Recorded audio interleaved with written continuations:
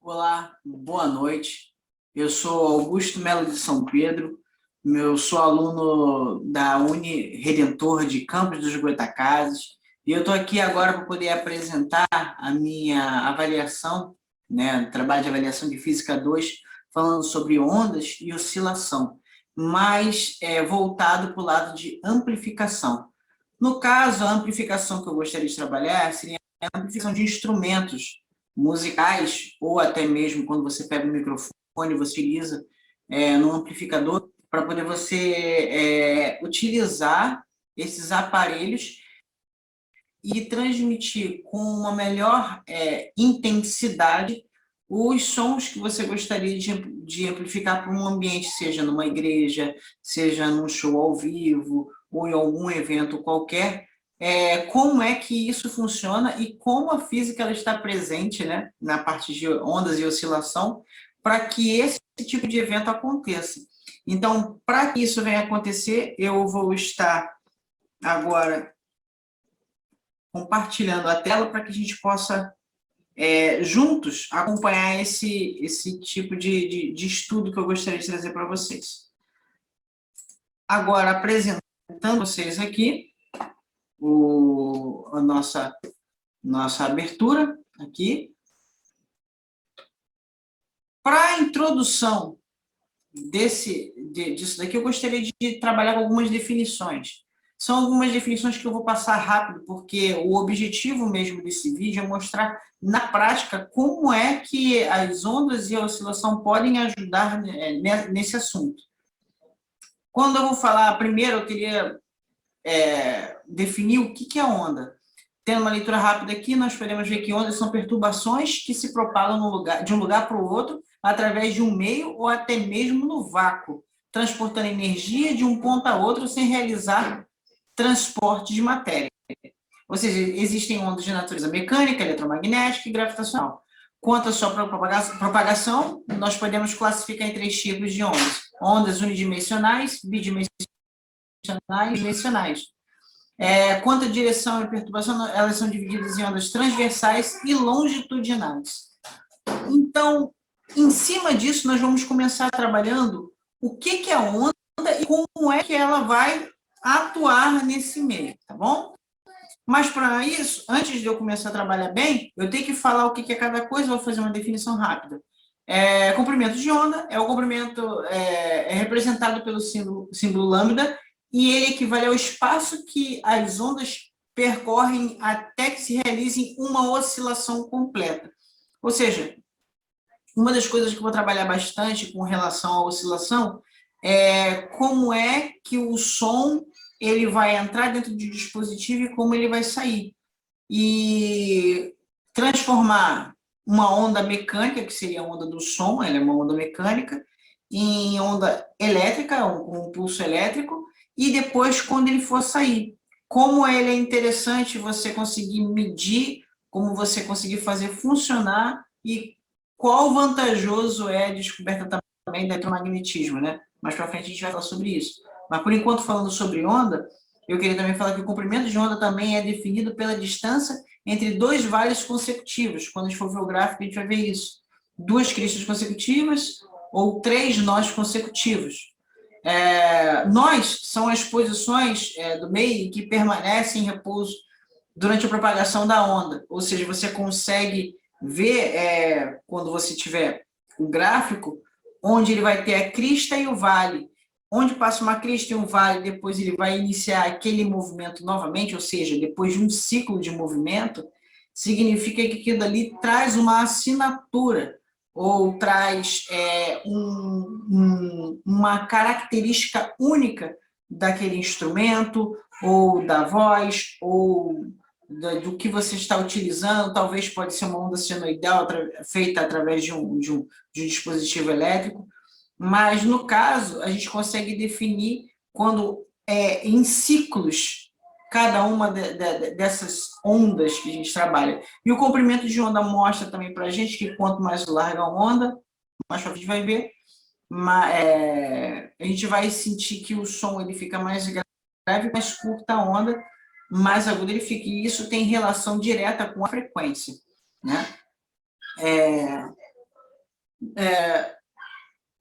No sistema internacional, o comprimento de onda ele é definido em metros, certo? Nós temos também a frequência, né? A frequência da onda nada mais é do que a quantidade de oscilações que ele dá dentro de 1 segundo. Então, nós sabemos quantos ciclos por segundo aquela onda ela pode fazer, ou aquela oscilação. No caso, eu vou trabalhar nesse estudo aqui com oscilações eletromagnéticas. E é claro que existem outros tipos também de ondas. Você poderia fazer uma onda mecânica com um pêndulo ou com um sistema massa-mola. Ou seja, existem diversas maneiras dele se propagar, certo? E uma das coisas que a gente mais utiliza para poder falar sobre a frequência, quando a gente pega tantos ciclos por segundo, nós chamamos de hertz. E uma das coisas que eu gostaria de meter é que é a audição humana, que mais para frente eu vou falar de novo. Que a audição humana ele vai de 20 Hz a 20 mil Hz, ou seja, 20 oscilações do ar em 1 segundo a oscilações. E cada uma dessas frequências que você vai aumentando, ele vai do mais grave até o mais agudo perceptível pelo ouvido humano. É claro, existem sons acima disso? Existem sons abaixo desse? Existem. Então, a gente consegue fazer uma parametrização, né? Conseguir medir a audição humana de 20 Hz a 20 mil Hz. Nós também falamos sobre o período. O período de uma onda é o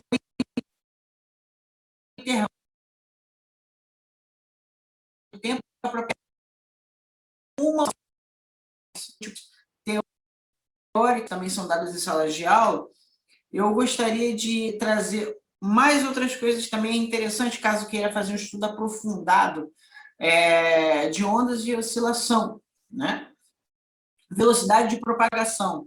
A velocidade de onda ela depende do meio que ela se propaga, né? Porque ainda mais que o som, né?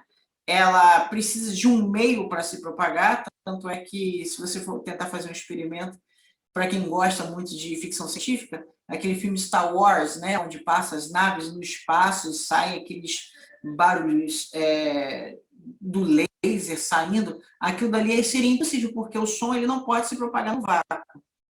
Porém, as ondas eletromagnéticas, elas independem de um material para poder ela se propagar. Ela se propaga até mesmo no vácuo, né? Que são as ondas eletromagnéticas. E depois a gente vai também falar sobre Maxwell, que foi muito importante para poder constatar isso.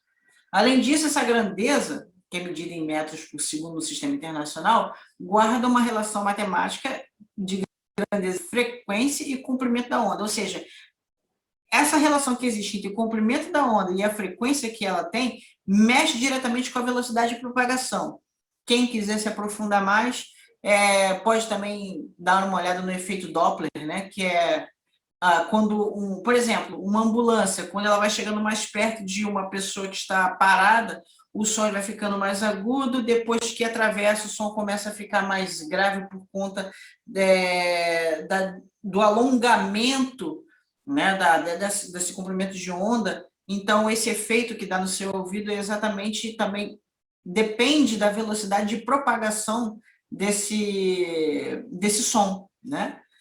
A amplitude, né? A amplitude da onda está relacionada com a sua intensidade, que é muito importante também na parte quando a gente vai trabalhar com som, porque a amplitude ela está diretamente associada à intensidade, ou seja, o volume com que você quer amplificar alguma coisa ou não. Vamos supor, eu quero que o microfone ele saia um som bem mais alto, né? A gente diz que é mais alto, mas depois a gente vai falar sobre os conceitos do som, né? O que a gente chama de tiro, intensidade, altura e duração.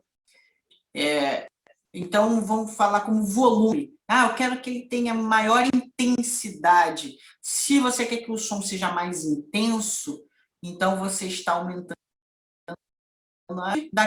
daquela, né, daquele que você está trabalhando. Não vou me ater nesse estudo quanto como é que você trabalha com instrumentos musicais. É claro que o instrumento musical, cada um dele vai ter a sua identidade com relação a timbre, qual é a faixa de frequência que vai ser cada nota, isso é outro estudo que pode se fazer. Porém, quando trabalhar com amplificação, você simplesmente trabalhando na passagem da informação, no caso, o som, a frequência, para ela entrar no equipamento e sair.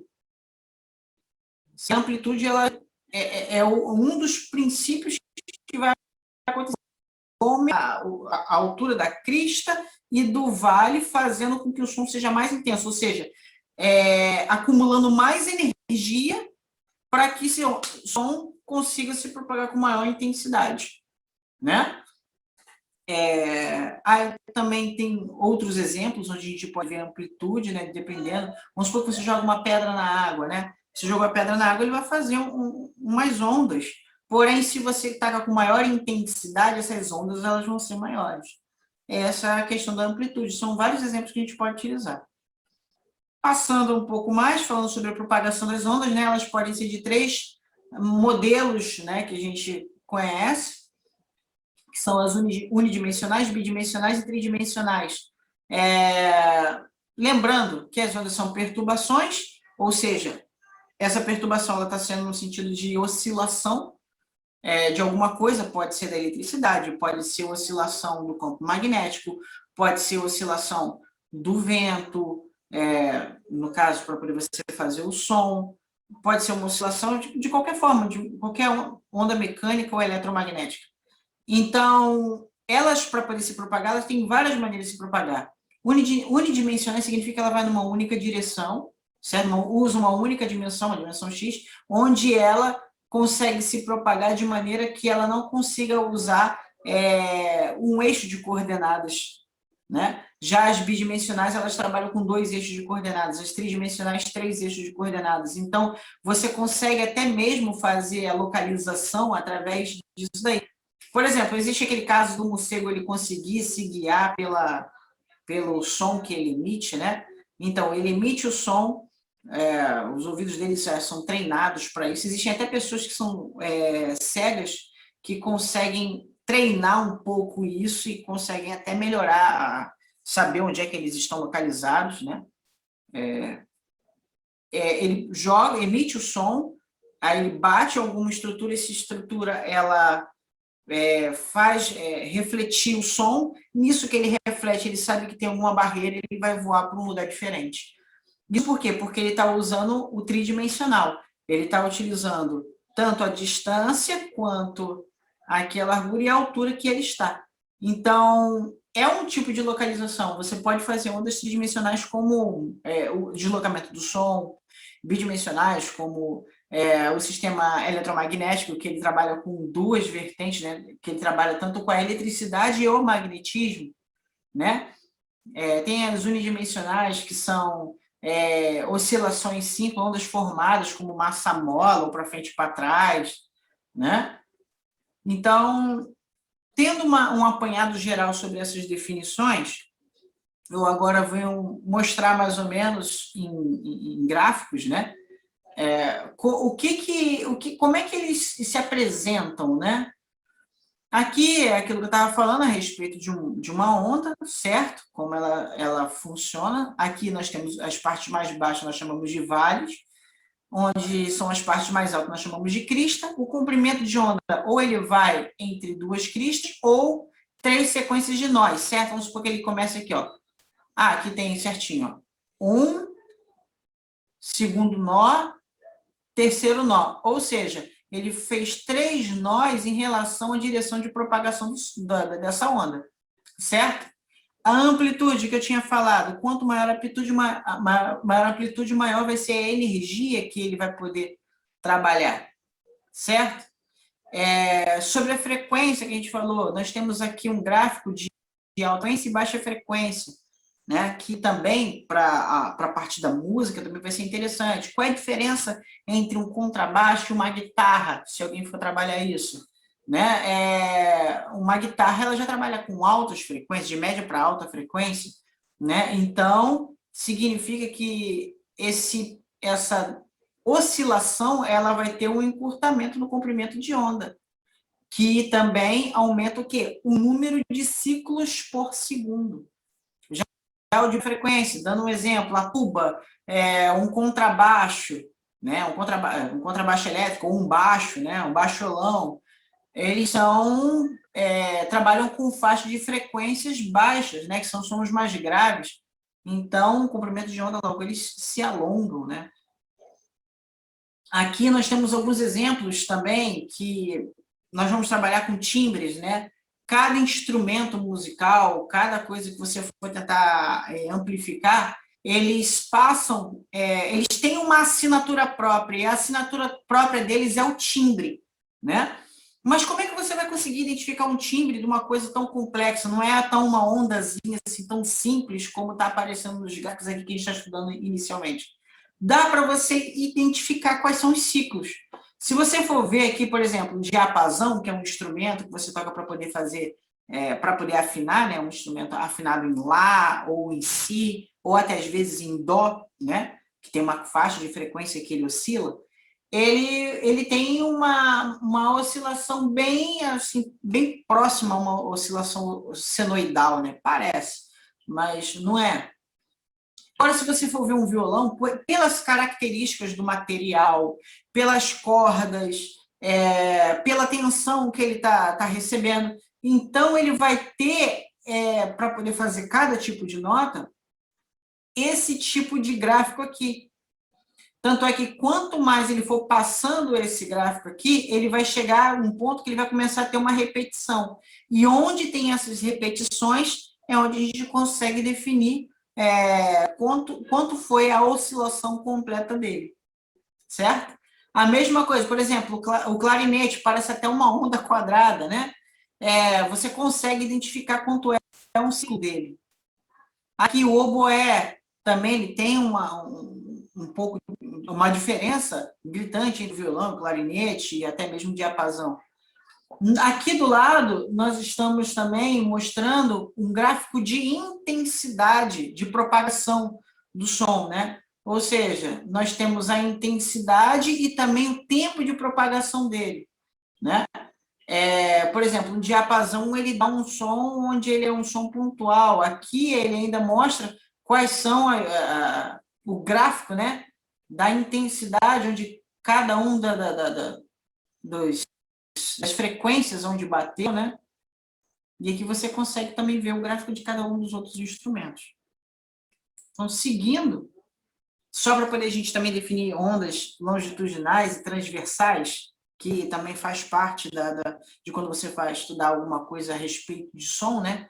As ondas longitudinais é a vibração da fonte que é paralela ao deslocamento da onda. Ou seja, vamos supor uma onda sonora, mas eu vou falar uma onda sonora em relação a um alto-falante. Imagina um alto-falante. Ele tem aqui a sua estrutura, ele está aqui montado, só que como é que o som ele consegue se propagar no ar? Através de empurrar o ar e puxar o ar. Essa oscilação, essa vibração que acontece é que faz com que o som comece a se propagar no ar. Essa oscilação das partículas, das moléculas de ar que vão estar passando no meio, certo? Por isso que o efeito Doppler acontece. Mas é a vibração que é particular à propagação da onda. É igual, por exemplo, a onda de uma corda, né? Você pega uma corda, você balança ela vai naquele sentido que ela está indo. Que você fez você ejetou a sua força, né? Projetou a sua força. Que a onda magnética, ela vai acabar se comportando dessa maneira. E a onda elétrica, o pulso elétrico, né? Ele vai se comportar da mesma forma, porém perpendicular. Então, isso daí, quando a gente for jogar para a parte de amplificação, trabalhando com os conceitos do eletromagnetismo, eles vão fazer muito sentido e vai ser o ponto-chave para poder a gente conectar as duas matérias. Então, aqui, para poder também não deixar em branco, de mostrar também que a gente trabalha com isso daqui quando a gente vai fazer um estudo muito mais aprofundado, né? que nós temos aqui a forma onde temos o período, né, que é o inverso da frequência, e nós temos a fórmula da velocidade da propagação da onda, que nada mais é do que o comprimento de onda vezes a sua frequência. Agora entramos na parte de eletromagnetismo, que é onde começa a interação entre esses dois estudos, né? É claro que existem muitas outras pessoas que, no ramo da eletricidade, que praticamente eu sou fã, e eles são o máximo, como Nikola Tesla, entre outras pessoas também, que cooperaram, né? Coulomb cooperou também. Porém, esses dois, para que esse assunto venha à tona, eu acredito que tenha sido o que mais cooperou para que isso acontecesse. Então, começando, né, sobre eletromagnetismo, é o ramo da física que estuda a relação entre as forças da eletricidade e do magnetismo como um fenômeno único. Antigamente, eles acreditavam, antes mesmo da evolução da física nesse ponto, acreditavam que eram duas forças separadas. Porém, é impossível você conseguir trabalhar a eletricidade sem mexer no magnético, e também é impossível você mexer no campo magnético sem mexer na corrente elétrica, né? E muitas das vezes ele é explicado pelo campo magnético, inicialmente, mas depois, como teve essa associação entre essas duas forças, que é a segunda maior força que rege o universo, né? Nós temos 4 grandes forças que regem o universo, atualmente já está chegando a quinta, né? A primeira seria a gravidade, a segunda, o eletromagnetismo, terceiro, a química, a física quântica, né? E agora está vindo a teoria das cordas também, né? Que é outra coisa também que a gente tem que, para atualizar, quem quiser, tiver interesse. Michael Faraday e James Clerk Maxwell. Faraday é o cara que conseguiu desmistificar muita coisa a respeito do fenômeno elétrico, né? Ele conseguiu saber quais eram as propriedades da eletricidade, conseguiu, por exemplo, a gaiola de Faraday, né, que faz um isolamento através dessa gaiola que não deixa que não existe uma diferença de potencial, assim, a eletricidade influir no meio que tá dentro dessa gaiola. Por exemplo, se você quiser fazer um teste da gaiola de Faraday, é só você botar o seu celular dentro do micro-ondas sem ligar, claro, que você vai ver que o seu celular vai parar de receber ou enviar sinais. Simplesmente ele vai estar totalmente isolado, não deixando com que nenhuma onda eletromagnética venha e consiga enviar mensagens para o seu celular, ou seja, o seu celular fica incomunicável. Da mesma maneira, ele conseguiu pegar e traduzir algumas coisas sobre Coulomb e mostrar isso na prática, né? Assim, quão grande seria a parte da eletricidade. Porém, antigamente, eles sabiam que existia uma relação, porém não sabia explicar como entre o magnetismo e a eletricidade. O magnetismo teve um grande destaque quando foi feito um experimento onde botava-se um fio que estava dotado de eletricidade, colocou-se uma bússola em cima, e você conseguia alterar o norte da bússola de acordo com a corrente elétrica. Então, essa alteração que houve na bússola conseguiu identificar primeiro que você pode transformar a energia elétrica e criar um campo magnético. Porém, bem depois, para melhorar ainda isso, foi descoberto também que se você pegar algo magnético e atravessar alguma espiral de um fio e formar nele um fluxo do campo magnético, você acaba criando a corrente elétrica naquele fio. Instantaneamente, automaticamente ele cria. Tanto é que no início, quando foi descoberta assim, a eletricidade para fins de grande porte na história da sociedade, era muito utilizada a corrente contínua, Porque, por exemplo, não tem aquelas bicicletas que você um dínamo e você começa a girar aquele dínamo, e aquele dínamo simplesmente, por ele estar girando num único movimento e passando no indutor, que ele consegue acender a lâmpadazinha, aí quando você para a bicicleta, a lâmpada apaga. Então, aquilo é um tipo de corrente contínua. Com a corrente contínua, a gente ainda não consegue trabalhar alguns aspectos a respeito da amplificação, né? Porém, James Clerk Maxwell conseguiu, através de suas 4 equações, na verdade, ele fez 20, e dessas 20 ele resumiu em 4, que conseguiu descobrir que as ondas elas não precisam necessariamente de um meio para poder se propagar. E descobriu que o Sol, né, a luz em si, nada mais é do que ondas eletromagnéticas que estão chegando aos nossos olhos e também fazendo tudo que faz no nosso planeta. Então, ele simplesmente transformou a luz em 4 equações, né? E com essas descobertas que ele fez e misturando, pegando materiais também que eram de Faraday e melhorando com o tempo, conseguimos também trabalhar a questão da corrente alternada, né? Que eu vou mostrar já no próximo slide. Por exemplo, primeiro só dando uma explicação, breve explicação a respeito do campo magnético. Suponha que eu tenho um fio apontado para cima, eu aponto o meu polegar em direção a essa flecha, né? Que seria minha corrente elétrica. Isso que está girando aí seria o meu campo magnético em volta desse fio. E o que acontece? Isso me permite dizer que o campo magnético ele sempre está perpendicular à direção da corrente elétrica, mostrando que eu posso, que é um campo magnético. Opa, se eu posso fazer isso desse jeito, por que não fazer o contrário? Né? Pegar algo, começar a movimentar esse fio, né? Oscilando, formando um campo magnético onde alimenta e traz a eletricidade.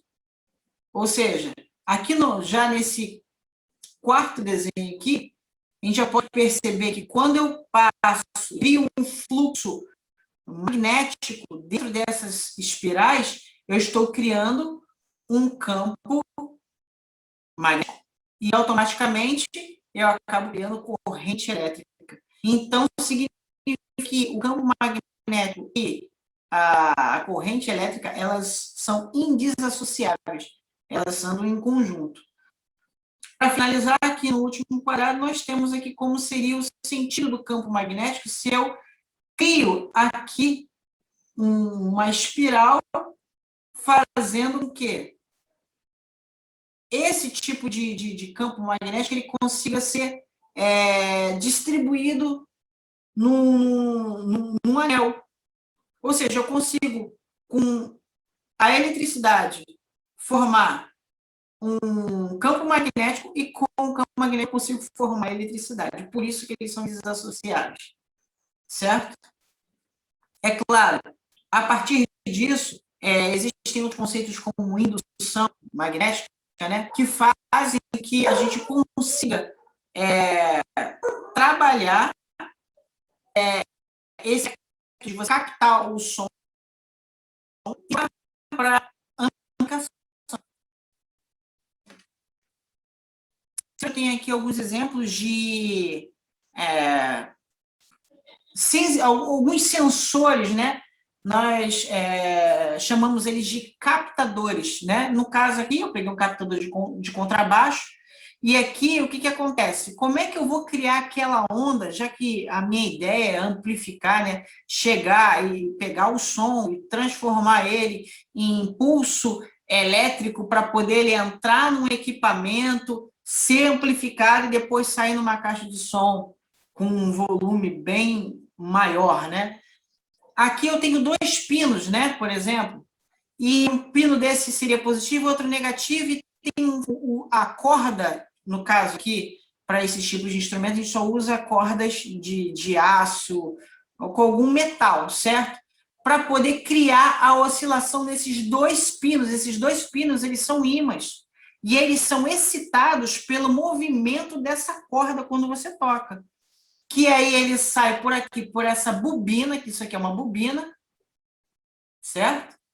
Que igual isso aqui é uma bobina. Eu tenho aqui uma bateria e eu tenho aqui uma bobina que eu criei criada com prego. Logo, eu criei um ímã magnético, né? Um eletroímã. Só que aqui acontece o contrário. Eu excito o ímã para criar pulsos elétricos, certo? E com esses pulsos elétricos, como está entrando e saindo, ou seja, movimentando para cima e para baixo, criando um ciclo, no caso, cada nota que você dá no instrumento, ele cria um ciclo, então eu estou criando uma onda em forma de eletricidade. Que isso vai gerar o som elétrico, certo? Aí aqui eu tenho outro modelo para poder mostrar realmente os fios de cobre formando a bobina. Então vamos lá. E aqui é onde eles se localizam, no contrabaixo, na guitarra, né? Então vamos aqui, ó. Como é que acontece para poder eu trabalhar com ele num equipamento aqui? Aqui tem a corda, aqui eu tenho o ímã, que é fixo, certo? E ele tem os fios envolvidos nele, que é a bobina, e aqui a corda, ela já tem os seus polos, e ela acaba movimentando, excitando a vibração desses aqui. E por indução, eu vou conseguir transmitir pulsos elétricos para o equipamento. Que, no caso, eu estou trabalhando com equipamento analógico, né? Um instrumento de corda, um microfone, né? Agora, por exemplo, um teclado digital, é que ele já tem uma outra técnica, mas também não foge disso, né? Ele não foge disso. Seguindo em frente, aqui para poder a gente lembrar mais ou menos das propriedades do som, né? Então, se a gente quer amplificar algo que seja dentro daquilo que nós trabalhamos, né? Dentro da nossa faixa de audição, na faixa auditiva. A faixa auditiva do ser humano, de 20 a 20 mil hertz. Acima disso, ultrassons. Abaixo disso, intrassons ou infrassons, né? Os parâmetros do som, como foi dito, é o TAD, né? Timbre, intensidade, altura e duração. A altura é o que nós chamamos de volume, é a intensidade, né? Desculpa, peraí. A intensidade, ele mostra qual é o volume, né, que você vai trabalhar. A altura, ele quer mostrar qual é o tom que você está trabalhando. Se a altura é alta, significa que ela está um agudo. Se a altura é baixa, ele é grave, né? A duração, que faz com que quanto tempo aquele som consegue ser tocado, né? E o timbre é nada mais nada menos do que a identidade de cada instrumento.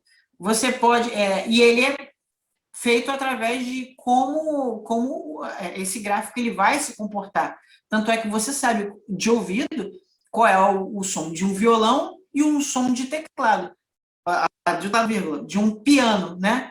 Você sabe qual é o som de um piano? Apesar de um piano e tanto o violão quanto o piano eles serem instrumentos de corda, né? Na verdade, o piano ele é um instrumento percussivo de corda, porque são martelos que batem na corda, né? Mas você sabe a diferença dos dois. Por quê? Porque o timbre deles são diferentes. Aqui, como eu já tinha mostrado, né, a diferença entre as oscilações e como nós chamamos cada um tecnicamente, né, o que é timbre, o que é intensidade, o que é altura. Seguindo, como vai funcionar? Eu tenho um instrumento, esse instrumento ele é dotado de captadores, que são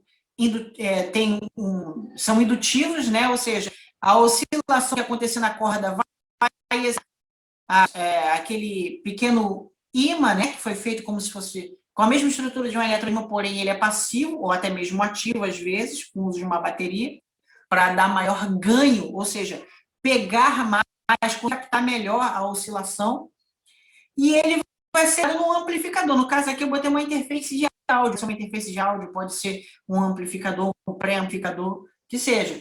E tem várias maneiras de se trabalhar ele. Quando você vai jogar ele para um computador, por exemplo, ele vai mostrar aqui como é que é a gravação. né? Como é que está oscilando e vai reproduzir, vai gravar, vai editar e tudo mais. Ou direto para um fone de ouvido, né? Que é onde você vai escutar um instrumento, no caso poderia ser um fone de ouvido, poderia ser uma caixa de som, poderia ser um evento ao vivo com aquele armário todo montado de som. E aqui tem 2 vídeos de eu fazendo na prática o funcionamento desses equipamentos. Agora, dando uma continuidade ao nosso trabalho aqui, né, a parte experimental, física, eu gostaria de demonstrar como é que esse assunto de ondulatória, né, e eletromagnetismo em conjunto, como isso revolucionou também a indústria da música, ou até mesmo nos instrumentos musicais, nos aparelhos de amplificação, né, do som, né, para shows ao vivo, para equalização e também mexer com amplificar os instrumentos de uma igreja ou de qualquer outro evento que você possa utilizar instrumentos musicais. É interessante porque isso se baseia exatamente nesse princípio de funcionamento, que é o princípio de funcionamento do eletromagnetismo, ou seja, trabalhando com o conceito de ondas. E para poder a gente trabalhar isso, eu preciso mostrar para vocês quais são os instrumentos que eu estou usando. Agora, no momento, eu estou na minha igreja, para poder fazer esse experimento, mas o que eu quero demonstrar é como ele funciona, a captação do som, a amplificação do som e como é que ele vai entrar num equipamento e depois ele vai ser amplificado para toda a igreja ou para todo o ambiente no qual você deseja microfonar, né? Ou algum instrumento. Só que no caso eu não vou usar microfones. No caso agora eu vou utilizar exatamente uma entrada que seja uma entrada analógica, né, um instrumento musical em que ele tem um captador e o captador ele oscila uma parte que é um ímã, né, ou um eletroímã, que deveria ter um eletroímã ou uma bobina para poder fazer um eletroímã, e ele vai ser excitado pela movimentação das cordas de metal, certo? E brevemente eu vou estar explicando isso passo a passo, mas agora eu queria mostrar somente a parte onde eu faço o experimento físico e depois eu vou fazer uma análise com possivelmente um gráfico que eu posso jogar no computador e mostrar como ele entrou no computador, qual foi o formato e como ele foi captado, para poder a gente entender como funciona o princípio do som utilizando esses conceitos que nós estamos estudando agora. Mostrando um pouco do equipamento no qual eu vou estar tentando mostrar como é o funcionamento dele. Nessa parte eu tenho aqui um pré-amplificador, ou seja, o sinal entra nele, ele pré-amplifica o sinal que entra nele e transforma ele em impulsos de maior intensidade através desse amplificador, ou seja, ele vai pegar o som de um instrumento e vai amplificar de modo que seja melhor audível por todo o ambiente. Isso aqui é uma caixa profissional de contrabaixo e o instrumento que eu vou estar usando é essa lindura aqui, certo? O contrabaixo, que é o meu xodozinho. Apesar de também tocar outros instrumentos, como bateria e violão e outros instrumentos de corda, mas eu vou estar mostrando como é que funciona nele, porque eu acho uma coisa muito interessante no contrabaixo, é o seguinte, o contrabaixo, se você for tentar tocar ele sem nenhuma amplificação, você não consegue escutar o áudio que sai das cordas, né? A intensidade do volume que é exprimido por ele não é bem audível. E ele depende exatamente dessas duas peças aqui, que são os captadores. Na verdade, esses captadores, ele tem uma bobina interna, certo? E essa bobina, ela tem uma partezinha onde ela vai bater no positivo e um negativo, e essa corda ela vai oscilar entre esse positivo e negativo, fazendo com que a onda que ele vai ser produzido seja uma onda de corrente alternada. Ou seja, eu vou alimentar, porque o amplificador, o pré-amplificador, ele joga uma corrente baixa, uma tensão baixa. aqui para essa bobina fazendo um eletroímã. Só que para poder conseguir ter com que a eletricidade ela consiga se movimentar, ela precisa de oscilar, ela precisa de movimentação dos elétrons. E quem causa essa movimentação dos elétrons é o próprio conjunto corda e o captador. Quando eu toco uma corda, vamos supor, essa corda daqui é a corda de Lá, ela vai vibrar. Essa vibração, ela é captada por esses dois sensores que tem aqui de positivo e negativo. Essa oscilação vai formar uma onda, que essa onda, ela vai ser passada pelo fio até o nosso pré-amplificador. O pré-amplificador vai entender aquilo dali. Ele, com toda a parte elétrica, né, ou eletrônica que existe dentro dele, através de diodos, pontes retificadores e tudo mais, existem várias outras coisas que existem dentro dele que vão fazer com que ele amplie a intensidade do som. Que aí, quando a gente for estudar o gráfico, para poder a gente mexer com o volume, né, a gente vai entender o que acontece para que a gente venha ampliar o volume nele, né? Então, o volume que aqui não sai, quando a gente liga essa caixa e simplesmente toca uma nota, ele consegue dar esse resultado, porque está havendo uma vibração que está passando por aqui pelo captador, ok?